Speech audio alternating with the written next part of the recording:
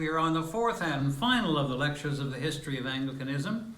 I would point out that Shea now puts these lectures into a separate thing. If you just hit the one that comes for the Sunday notification, it will take you like to the website, I think, and they're all there.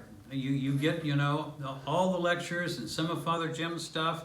So if you get sick of Netflix, you can just go there on your own little website page and do it all.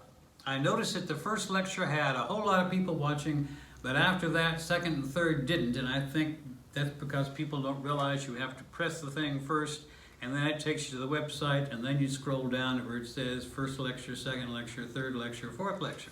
Anyway, we're going to take a quick look and zip through what's happened so far. In 1533, Henry VIII nationalized the Catholic Church in England and made himself the head. Nothing changed. Everything's still in Latin. Priests still celibate, no Reformed theology at all.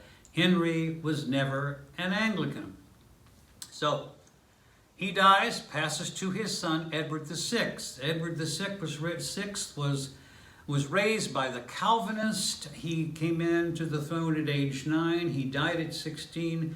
And when he died, I am sorry to say he was a rather narrow-minded and extreme Calvinist. Much iconoclasm and tearing apart of churches and art happened there. So Edward VI was never an Anglican. Edward VI was followed by Mary Tudor, Mary I. She was an absolutely rabid Roman Catholic, so everything went back again to Roman Catholicism. So Mary was never an Anglican. When Mary died, Elizabeth I took over, and she inherited a church that she wanted to encompass everyone. She had disaffected Roman Catholics. She had people that thought Catholicism should be reformed, but still be a moderate Reformation. Those were the Anglicans. And she had the hardcore Calvinists, who were the Puritans. What to do? She tried to bring them all into one church and have a liturgy, a prayer book that would let them all keep their consciousness.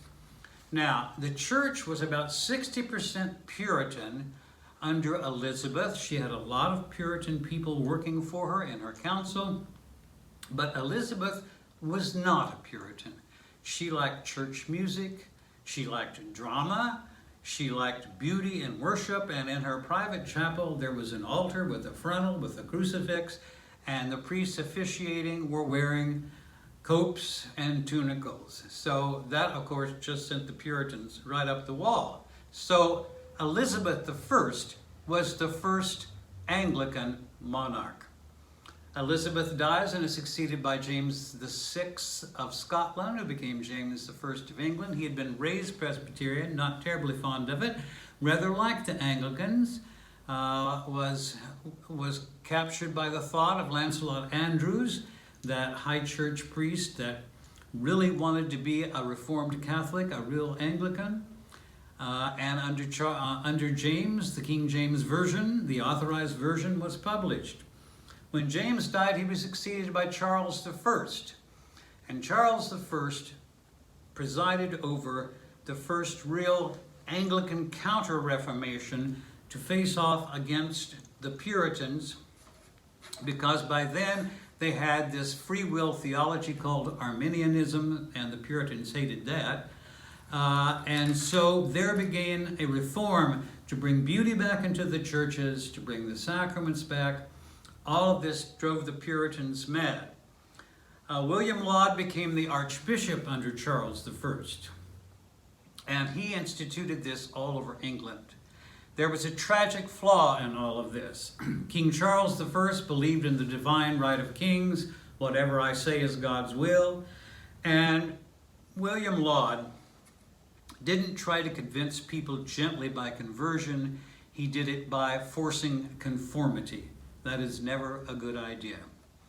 So there was a rebellion of Parliament, which was heavily Presbyterian, and they made sure it got to be all Presbyterian when non-Presbyterians were kicked out. And there happened to be then a great strife between the church and the king against Parliament. In 1641, William Laud, Archbishop of Canterbury, was beheaded. In 1649, King Charles was beheaded. And what that was called was the English Civil War. So for about 20 years, there was no Anglicanism. It was outlawed in England, first becoming Presbyterianism, and then, in kind of strange turn of fate, the Presbyterians lost, because the head of this government between Charles and the restoration of the monarchy was called the Commonwealth, and Oliver Cromwell run that, and he was an independent, a Congregationalist. So there was a revolt against the Presbyterians as well. As John Milton, the poet, wrote, "New presbyter is but old priest writ large." So the independents took over, the Puritans were totally in control of everything. Christmas was abolished, that's not in the Bible, it was idolatrous, dancing, having fun, maypoles, you name it. It was all done away with. People were having a hard time, they did not like this Puritan lifestyle. And so what happened was, after 20 years of no Anglicanism, 20 years without the church, 20 years with absolutely dour Puritan Sabbaths, they revolted and they drove Oliver Cromwell. Well, Oliver Cromwell had died. They drove his son out. They invited the king back in. The king was Charles II, Charles the first son, and people were ecstatic to have the king back. It was kind of like that old Cajun saying, "Laissez le bon temps rouler," let the good times roll. And so it was a fun time under Charles II. In 1660, and the Anglicans who came back into power then were not really ready to make a lot of concessions to the Presbyterians, and the Presbyterians wanted concessions that would make it actually the Church of England Presbyterian with bishops. It was not acceptable. So in 1662, the official prayer book was issued.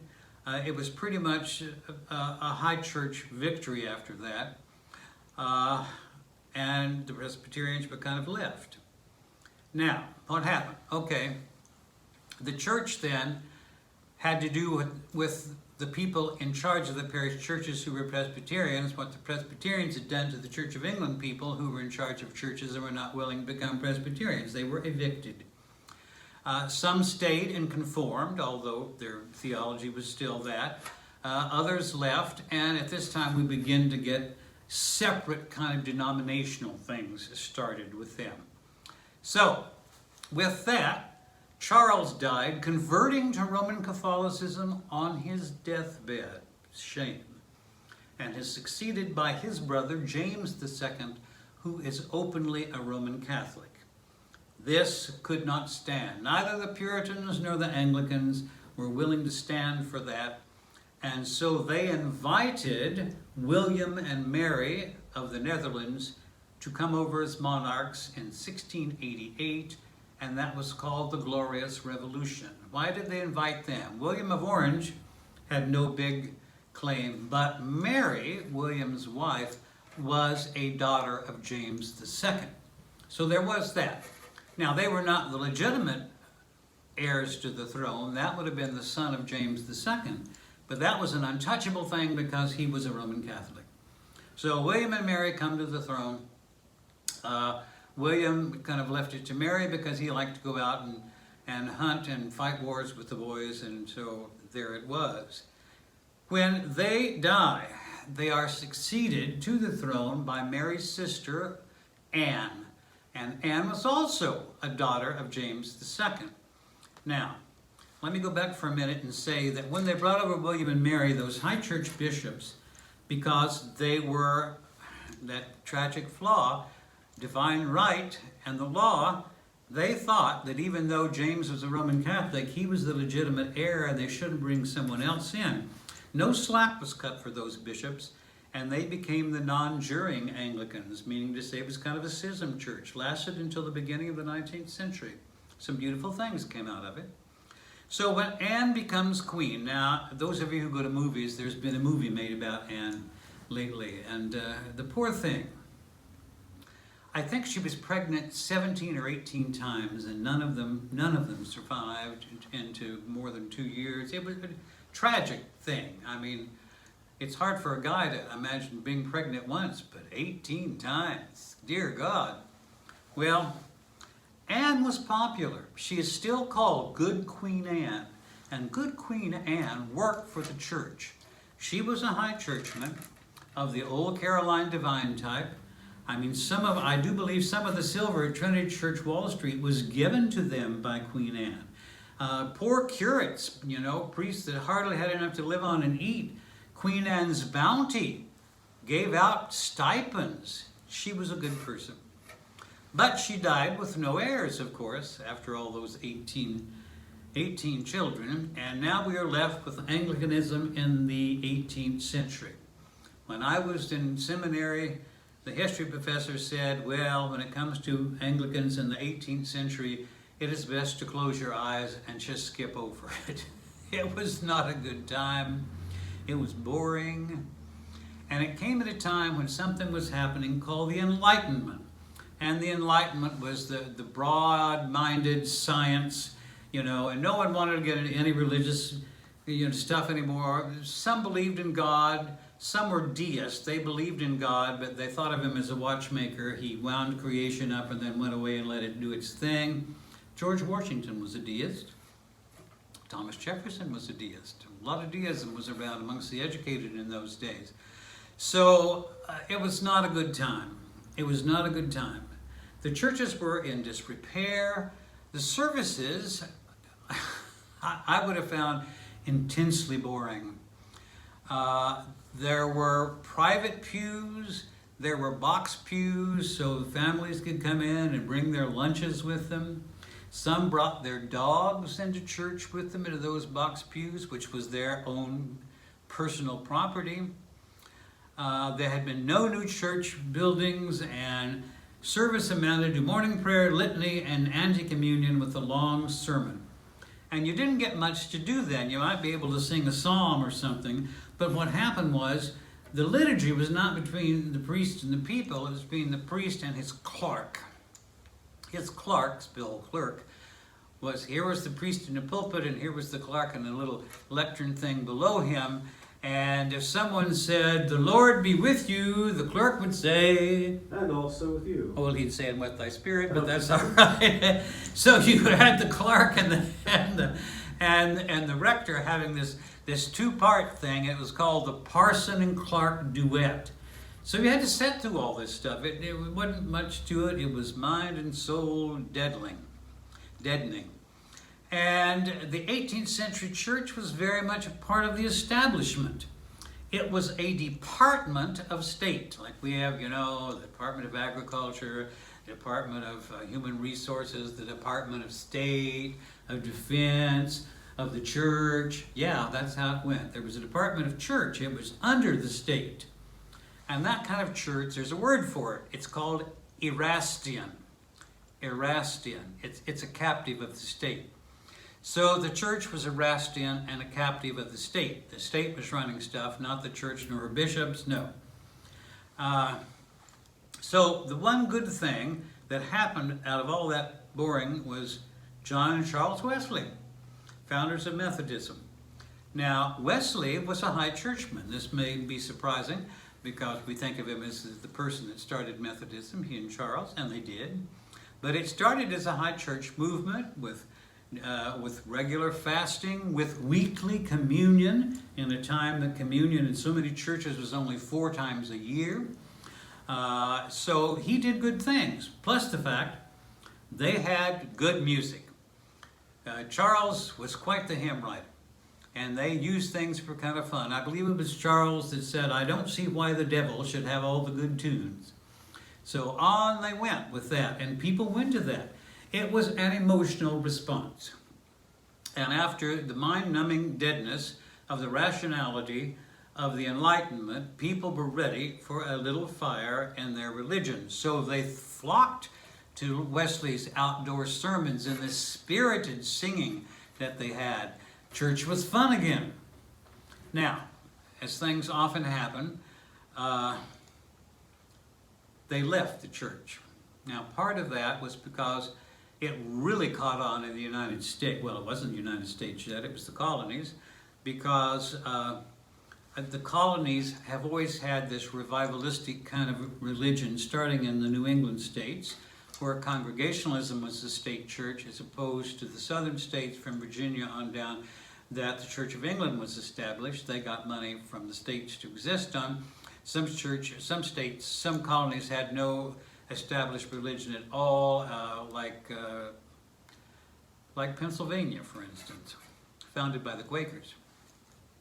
Finally, because people wanted, the church would not ordain his lay preachers, and he needed them for the sacraments. At that point, all the Methodists were going to the parish churches to receive the sacrament. This had a good effect on the parish churches. Communion became more frequent. But he finally convinced himself by reading the Fathers that in the Church of Alexandria many, many years ago, presbyters, priests had the power to ordain. I don't know where he got it because we've never found it since. It caused a big schism between him and his brother. Charles did not like this at all. Charles was still an old, convinced high churchman, but Wesley did that. Wesley, personally, John Wesley never left the Church of England, nor was he punished for what he had done, but the Methodists did, although there was always a group of them that I think exists to this day that went back between the Church of England for the sacraments and the Methodists for the fire. So that still happens. It was the time of the Industrial Revolution in the 18th century. People were moving from country to the city to work. There were not enough churches. The upper classes were satisfied. The lower classes left the church and abandoned it in droves. The Methodist Church accepted them and attracted them. So the church at that point in the 18th century was left to the well-off and boring. But then changed in the beginning, things changed in the beginning of the 19th century, the thing that would make possible the kind of Anglicanism we see today, and that was called the Oxford Movement. Now, the Oxford Movement, it started with a sermon in 1833, written by a man, a priest called John Keble. It's called the Assize Sermon of 1833, and it lit a fire. Not often that sermons light fires. This one did. Now, the sermon dealt with what Parliament had done with the Anglican Church in Ireland. And what it did was a rational thing. The church in Ireland, because when the Church of England came in there and became the Church of Ireland, they just took over all the old dioceses the Roman Catholics had, kicked the Roman Catholics out. Roman Catholicism had to meet in the fields and caves and all kinds of stuff, but the Roman Catholics had to pay taxes to keep these bishops and dioceses up. This was hated, and one can hardly blame them. I would not be pleased to have to pay half my pledge to the Methodist Church down the street. I mean, that would annoy me. So what happened was they amalgamated dioceses and made less bishops. Made good sense. It was not a bad thing to do at all. What got Keble and his friends, he had a group of friends, Oxford Dons of the old high and dry school of churchmanship, and they had conversations and all kinds of things all the time. So he preached this sermon. Now, why did he get mad? He knew it was a logical thing to do. He got mad because Parliament did it and never once asked the opinion of anyone in the Church of England. So there's the Erastian Church right there. It was a department of state.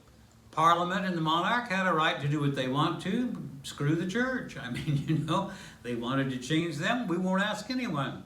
So this ire in Keble arose. It arose in his friends, and they called it national apostasy. And we got to remember, it was not, they were aggravated about amalgamating Irish dioceses. It was about the fact the church had no say in anything about that. They had become an appendage of the state. The state was guilty of national apostasy. So after that famous sermon, like-minded clergy began to meet and decided the best way to initiate reform and call attention to the fact that the Church of England was the Catholic Church of England dating back, and they really drew on the Caroline divines. You know, people like Lancelot, Cousin, Laud, all those folks that wrote that good stuff in the Anglican Counter-Reformation. They went to them to come up with their theology, and they decided the thing to do was to share those thoughts in writing tracts, and they called those tracts for the times. Now, if we had to read them today, we'd probably find them just as boring as anything. But then they ignited a revolution. One of the main writers was John Henry Newman, and his tract 90 showed that the Articles of Religion of the Church of England could be interpreted to show that they were not in opposition to Roman Catholic teaching. That nearly caused a riot. So, what happened was uproar resulted, and in 1848, Newman, and they persecuted the poor man, became a Roman Catholic. That, of course, gave all kinds of energy to the evangelicals. Said, see what happens? You mess around with this. But it didn't stop it. Pusey carried on.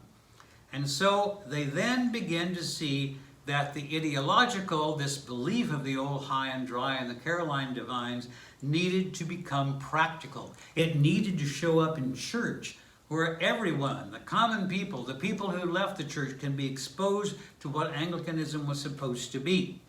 Now, a wise person once said, if Oxford men wrote the Oxford movement, the Cambridge men illustrated it.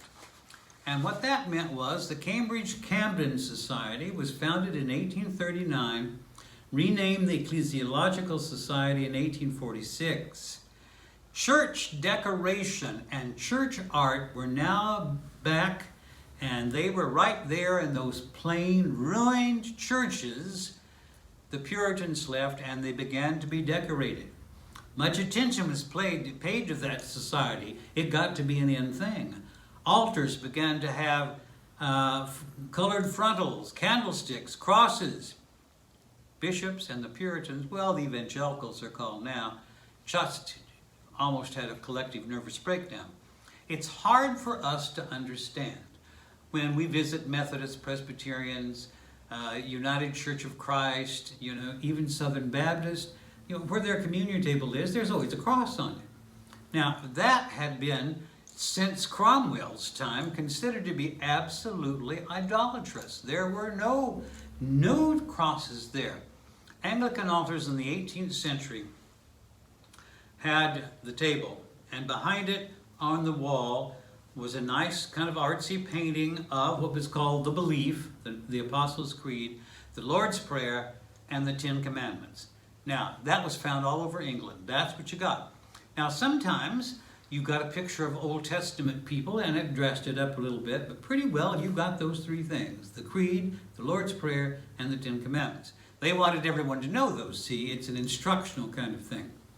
So that began to change. Now you get the altars, you get the frontals, you get the cross and the candles, and this is not liked by the Low Church at all.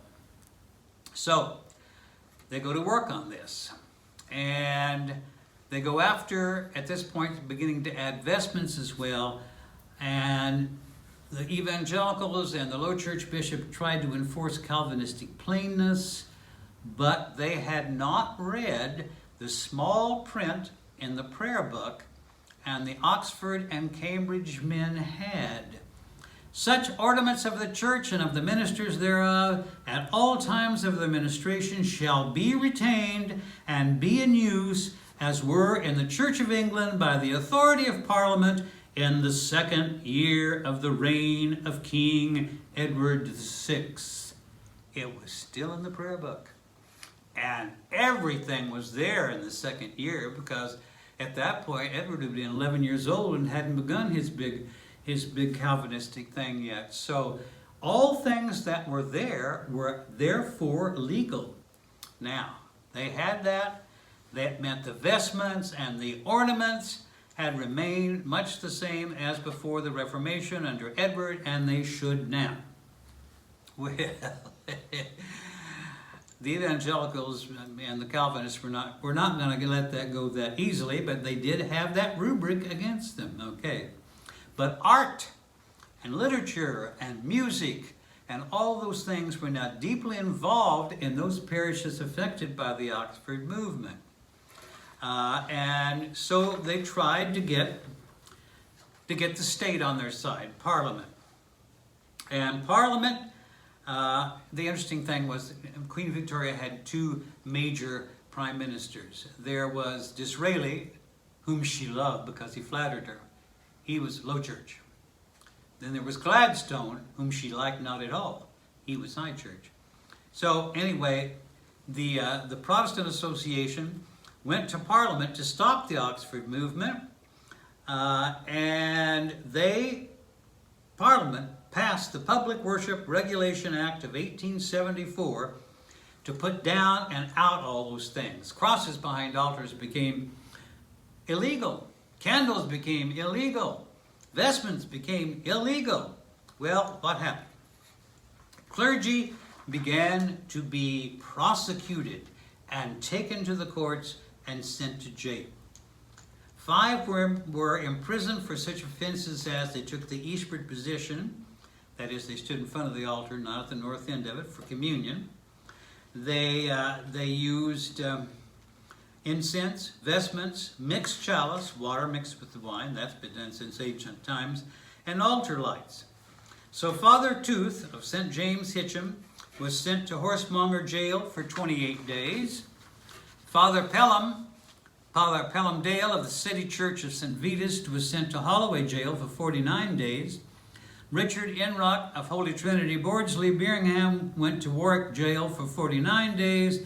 Sidney Green of Miles Platting sent to Lancaster Jail for 595 days. Now that began to make a lot of Englishmen very uneasy.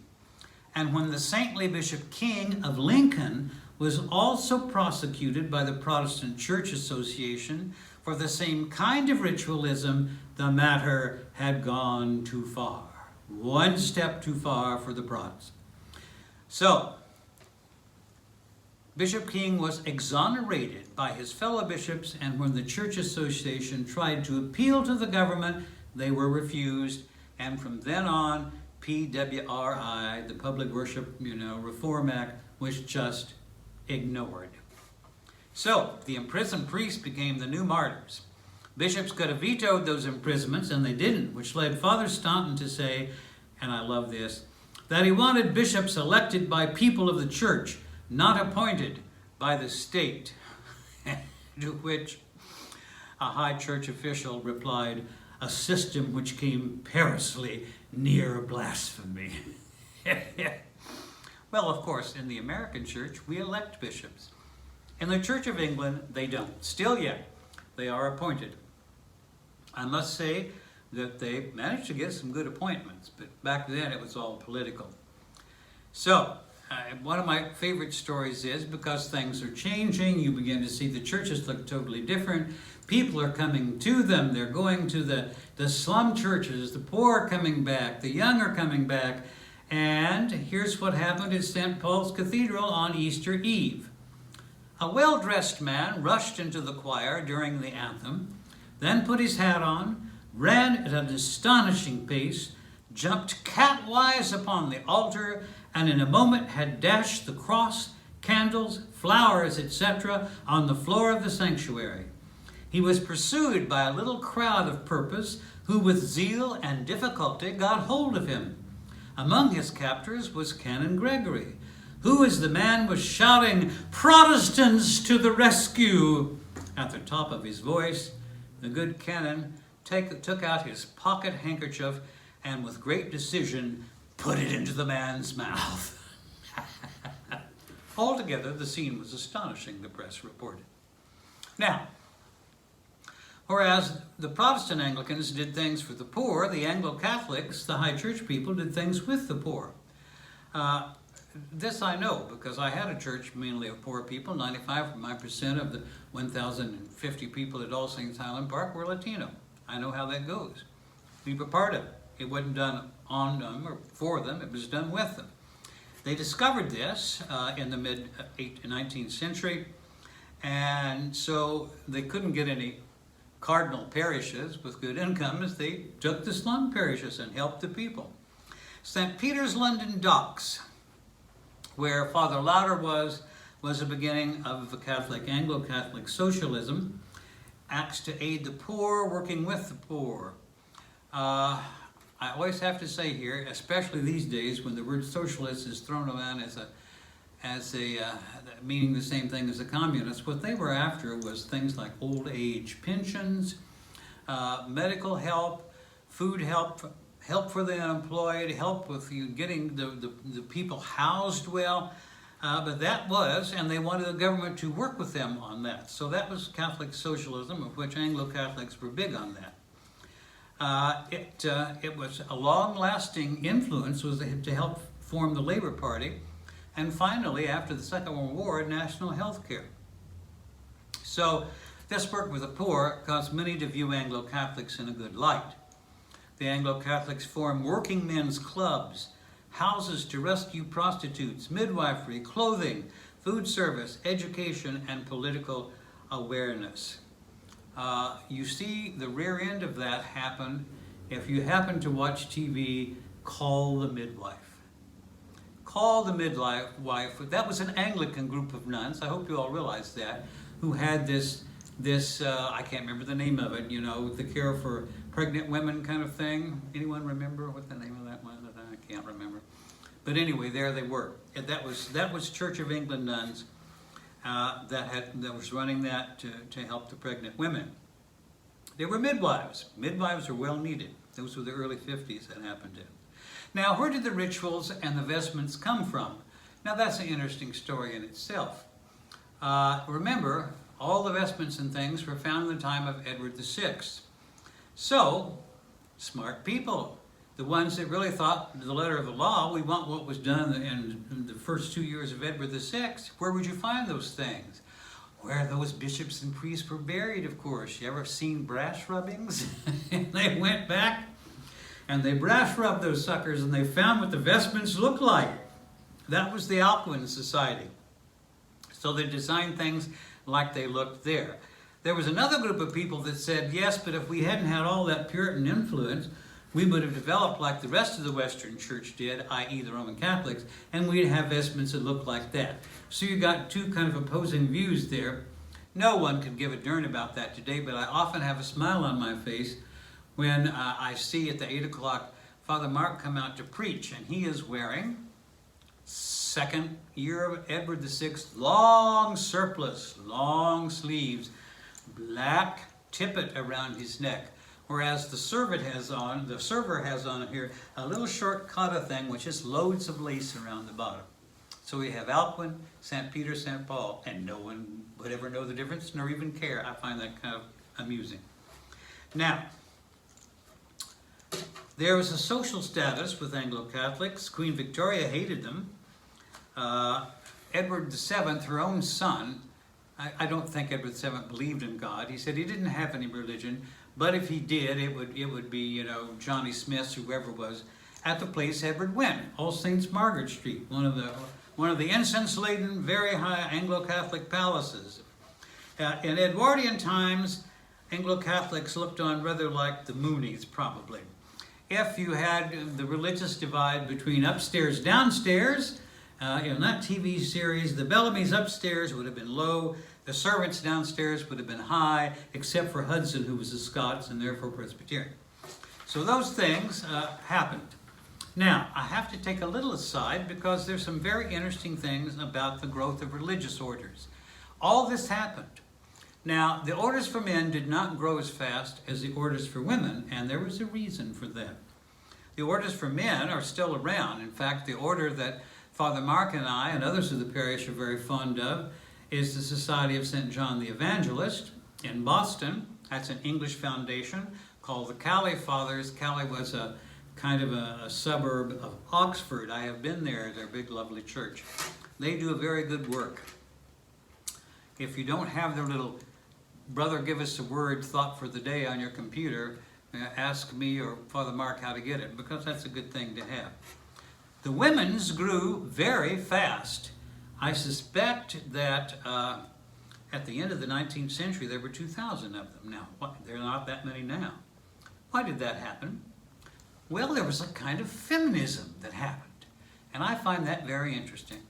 In the mid-19th century, in Victorian England, women were appendages to men. Their husbands would only let them read the society section of the newspaper because the political part would be upsetting to them and their nature was too fragile to deal with that. They were not to think, they were to look pretty and be the angel of the household and raise the kids. So, the state of women in the 18th century Britain was that of property. Even into the 19th century, it was marriage or spinsterhood, which was a kind of death.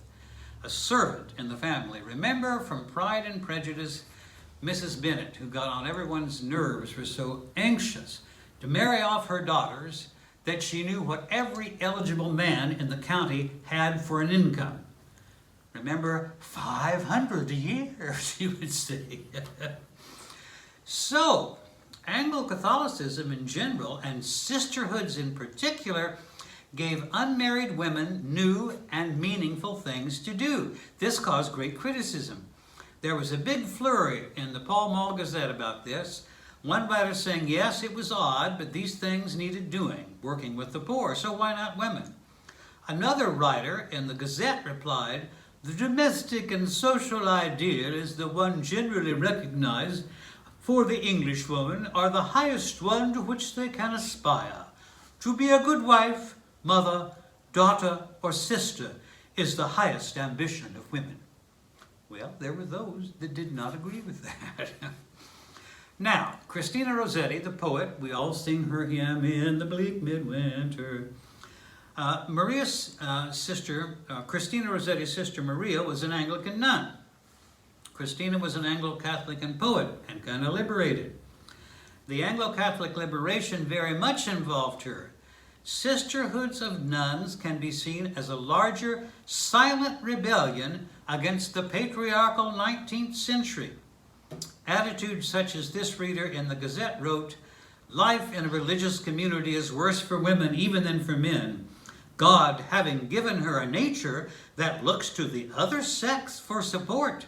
She is less self-sufficient, with stronger sympathies and susceptibilities and a warmer heart, to be severed without hope from the sphere of her natural influence does infinite violence to her, and she soon becomes morbid and deteriorates more rapidly, though less grossly than man.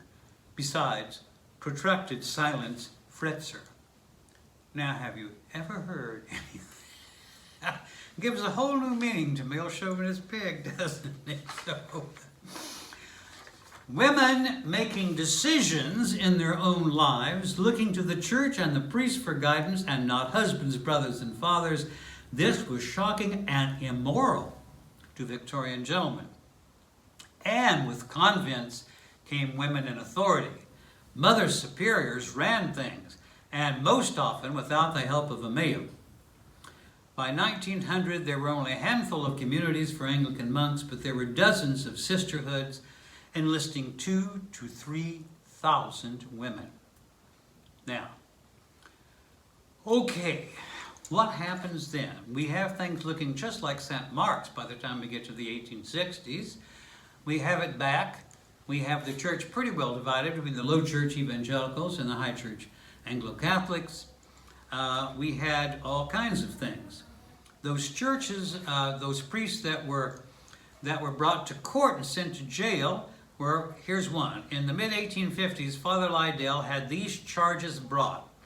He had a credence table. That's the little thing you put the wine on first and put it back after you wash your hands. A stone altar, a rood screen, an altar cross, altar cloths of seasonal colors, altar lights, lit candles. That he was convicted of. In 1868, Father Pakoniki had charges of elevation of the sacrament. That's when the bells ring and Father Mark lifts it up. Incense, mixed chalice, kneeling to the prayer of consecration, meaning genuflecting, elevating, genuflecting, one of my favorite things. So he got tried for that. All of that they tried to put people down with under that Church Worship Regulation Act that finally just gave up. So that's what happened there. Now, one more thing, and I will be going over a little bit today. All these things are available on the website. You can watch them if you get bored with life under the plague. Is what happened at the end of the 19th century is far-reaching. And that is, up until that time, everyone, low church or high church, no one disbelieved that the world was made in 6 days of 24 hours, that Joshua made the the sunset stand still, that Elijah called down fire from heaven, that Methuselah lived to be 968 or whatever it was years old. Everyone was a literalist. No one had ever thought about these things. But some big stuff happened at the middle and end. One of the big threats that had to be dealt with in the church that believed those things, his name was Charles Darwin. Now, obviously, there was an evolution to man, if you read Darwin. Some people thought, no, all those fossils were just made by God and put in the rocks when he did. You know, it gets crazy. You can still hear it today. But the Anglican Church began to deal with this. So, Michael Ramsey, the one archbishop that I told you I had pizza with and knew, wrote this: "The novelty lay in the willingness of a group of high churchmen to treat contemporary secular thought as an ally rather than as an enemy.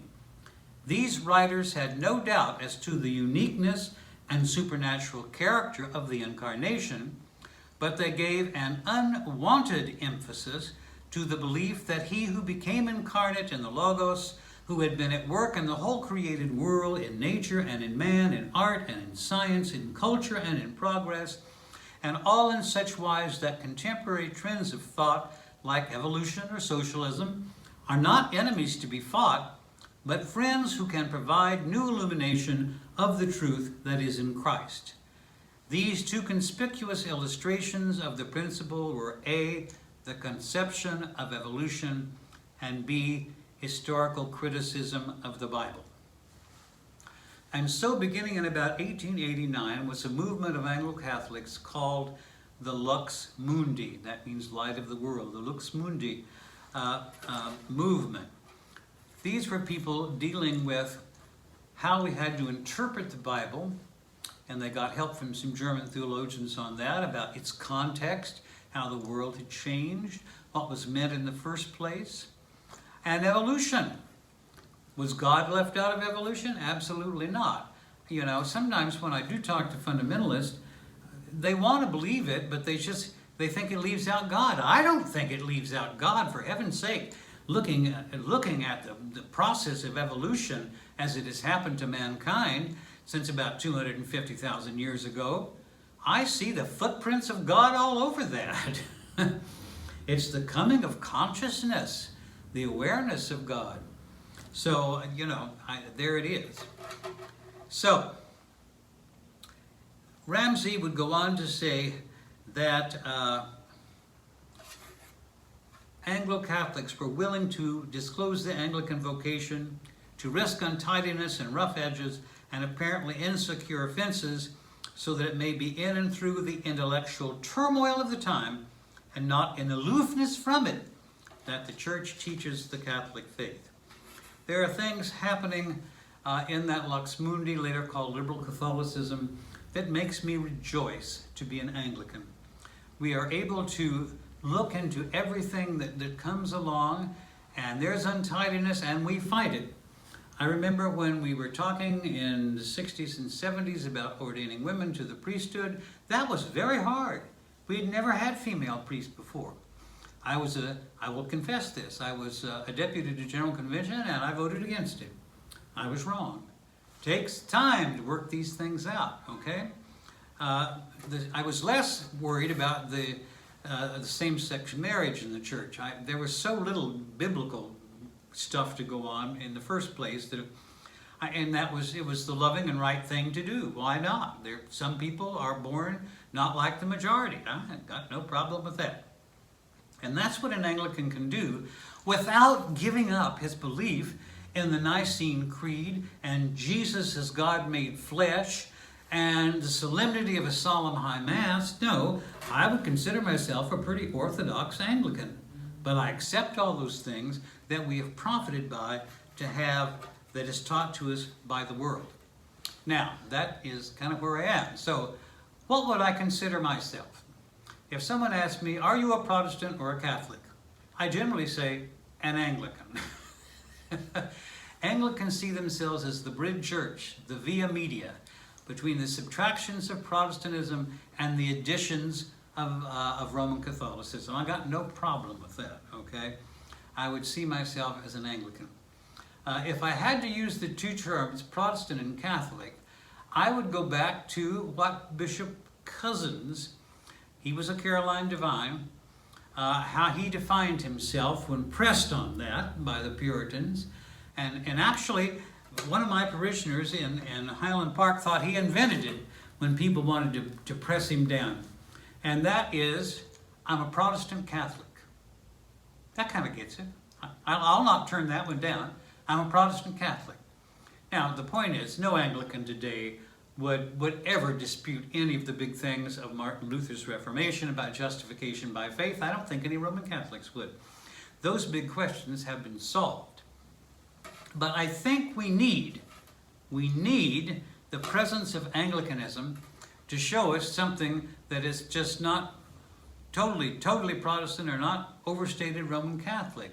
A group of Catholic-minded people who will see what the world is trying to teach us, and if it's teaching us right, we will absorb and take that into ourselves. So I'm happy with that. Now, we could go on, but this is the last lecture, and which is okay, because beginning around 1930 up to the present, that gets harder to talk about. But one day we'll do that. So thank you very much. I hope you can see all 4 of these lectures on the website. God's peace and blessings.